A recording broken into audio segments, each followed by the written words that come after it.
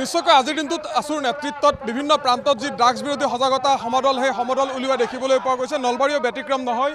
নলবাৰীত সদৌ অসম ছাত্ৰ সন্থা, অসম উন্নতি সভা আৰু অসম সেনাৰ আহ্বানত যি ড্ৰাগছ বিৰোধী সজাগতা সমদল সেই সমদল বাহিৰ কৰা দেখিবলৈ পোৱা গৈছে। আৰু এই সমদলত কেইবা শতাধিক আছু কৰ্মীৰ লগতে অসম উন্নতি সভা আৰু অসম সেনাৰ যিসকল বিষয়ববীয়া সেই বিষয়ববীয়াসকলে অংশ লোৱা দেখিবলৈ পোৱা গৈছে। আৰু এক প্ৰকাৰ উত্তাল হৈ পৰিছে নলবাৰীৰ ৰাজপথ। চৰকাৰ বিৰোধী যি শ্লোগান, ড্ৰাগছ ব্যৱসায়ীসকলক ৰক্ষণাবেক্ষণ দিয়া বা ড্ৰাগছক যিসকল ড্ৰাগছ সৰবৰাহকাৰী সেই সৰবৰাহকাৰীসকলক পুলিয়ে পোখাই উৎখাত কৰাৰ দাবীত আজিৰ দিনটোত এই ধৰণে দেখিবলৈ পোৱা গৈছে যে যি সজাগতা সমদল, এক বৃহৎ সজাগতা সমদল বাহিৰ কৰা দেখিবলৈ পোৱা গৈছে। আমি কথা পাতিম, আছুৰ নেতৃত্ব আছে, আছুৰ উপসভাপতি ভৱজিৎ বেজবৰুৱা আছে, অকণমান কথা পাতিম।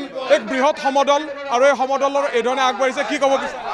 সদৌ অসম ছাত্ৰ সন্থাৰ আহ্বানত আজি অসম জুৰি ড্ৰাগছ বিৰোধী সজাগতা সমদল প্ৰতিবাদী কাৰ্যসূচী গ্ৰহণ কৰিছোঁ।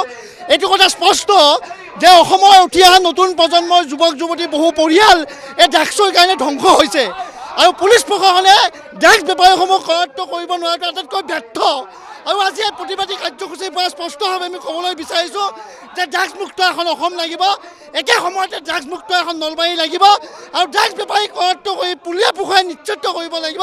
এইটো কথা সদৌ অসম ছাত্ৰ সন্থাৰ ৰাইজৰ স্পষ্ট দাবী।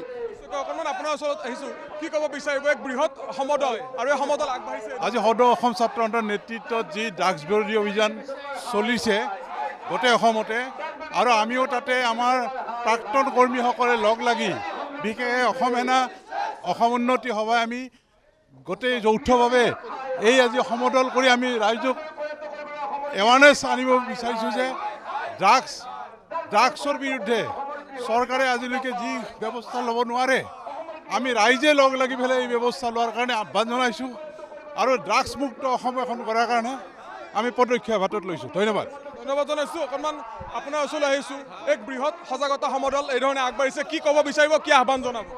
আমি এইটোৱে ক'ব খুজিছোঁ যে অসম পুলিচে দেখোন বহুত কিবা কৰি দেখায়। তেওঁলোকে ড্ৰাগছ পেডলাৰবিলাক, এই ড্ৰাগছ সৰবৰাহকাৰীবিলাক, এওঁলোকতো জমদৌ একোটা ৰাজপথৰ, তেওঁলোকক কিয় কৰায়ত্ব কৰিব পৰা নাই? তেওঁলোকক কিয় কণ্ট্ৰল কৰিব পৰা নাই? এই ড্ৰাগছে আজি আমাৰ যুৱ প্ৰজন্মক ধ্বংস কৰিব ধৰিছে এফালৰ পৰা। এই কথাটো কিয় চৰকাৰে কৰিব পৰা নাই? তেওঁলোকে মদৰ দোকান বনাইছে, মদ খুৱাই আমাৰ যুৱ প্ৰজন্মক শেষ কৰিব খুজিছে। বিভিন্ন ড্ৰাগছৰ ব্যৱসায় ধুনীয়াকৈ চলি আছে, তেওঁলোকে কি কৰি আছে? আমি অসম পুলিচক, অসম চৰকাৰক আমি সনিৰ্বন্ধ আহ্বান জনাইছোঁ যে আমাৰ যুৱ প্ৰজন্মক ৰক্ষা কৰক আৰু এই ড্ৰাগছ পেডলাৰ ৰূপী এই ড্ৰাগছ ব্যৱসায়ীবিলাকক, এই দমদুতবিলাকক, ৰাজপথত ঘূৰি ফুৰাই এই দমদুতবিলাকক তেওঁলোকে কৰায়ত্ব কৰি বিহিত ব্যৱস্থা গ্ৰহণ কৰক। এই দাবীৰে দেখিবলৈ পোৱা গৈছে এই ধৰণে আজিৰ দিনটোত নলবাৰীত যে সজাগতা সমদল সেই সমদল আগবাঢ়িছে আৰু এই সমদলত কেইবা শতাধিক ছাত্ৰ ছাত্ৰীয়ে অংশ লৈছে, কেইবা শতাধিক সচেতন ৰাইজ বা যিসমূহ আচলতে ইয়াৰ সৈতে জড়িত হৈ থকা ব্যক্তি, ইয়াৰ সদৌ অসম ছাত্ৰ সন্থা বা অসম উন্নতি সভা আৰু অসম সেনাৰ সৈতে জড়িত হৈ থকা যিসকল ব্যক্তি বা যিসকল বিষয়ববীয়া সেই বিষয়ববীয়াসকলে অংশ লৈ এই ধৰণে সমদল বাহিৰ কৰিছে। আপোনাৰ ওচৰলৈ আহিছোঁ, আজিৰ দিনটোত কি ক'ব বিচাৰিব, কি বাৰ্তা দিব?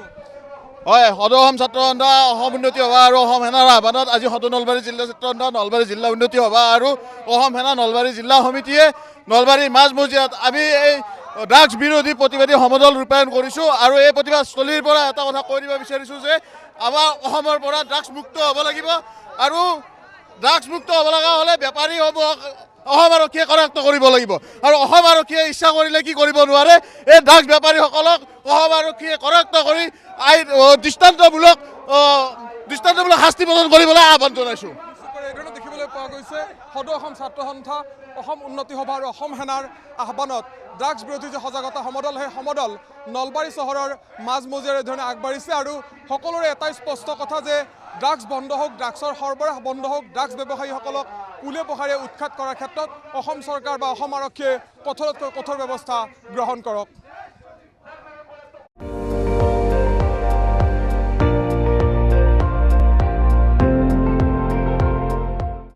আপুনি চাই আছে ND24, সৰ্বশ্ৰেষ্ঠ নহয় সৰ্বোত্তমৰ দৌৰ।